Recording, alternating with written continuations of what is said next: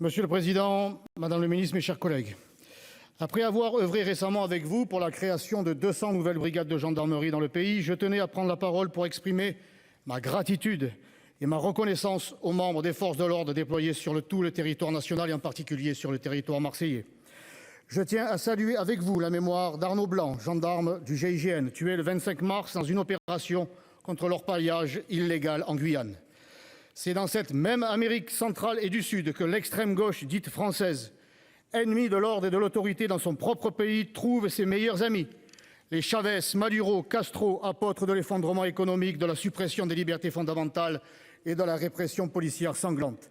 Car il faut dire les choses. Si nous subissons un tel niveau de violence envers les forces de l'ordre, n'en déplaise aux falsificateurs et aux menteurs, c'est principalement l'œuvre de la nouvelle Union révolutionnaire des gauches. Cette gauche des hémicycles, légitimant l'extrême gauche activiste et zadiste.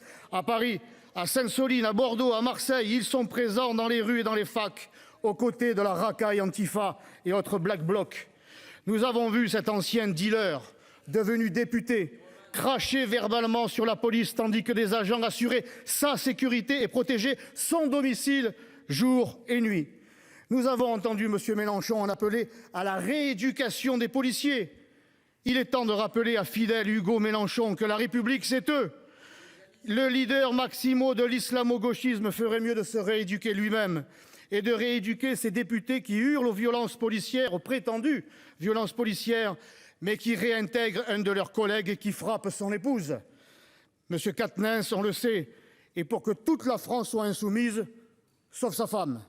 Pour que la République, pour que la France surtout ne sombre dans le chaos auquel rêve et œuvre la nébuleuse gauchiste, 6 700 policiers et 3 300 gendarmes ont été blessés en service en 2020.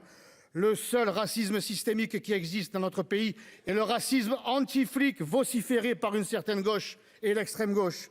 Une haine des forces de l'ordre largement partagée dans les cités de la diversité, où la police y est perçue non seulement comme les représentants de l'ordre, mais aussi comme les représentants de la France que la racaille déteste plus que tout.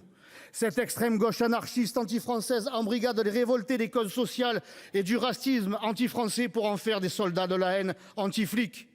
Notre pays, qui a vibré à la mort héroïque d'Arnaud Beltrame, et l'écrin précieux d'un processus de civilisation qui nous a transmis l'idéal chevaleresque.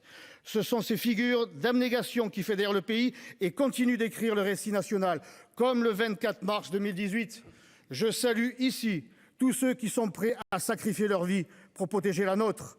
Cette proposition de résolution a le mérite d'identifier, de mettre face à face ceux qui se trouvent dans le camp de la nation et ceux qui sont dans le camp de ses ennemis. Que chacun choisisse. Pour ma part, face aux rouges et à leurs supplétifs, je suis et je serai toujours dans le camp des bleus.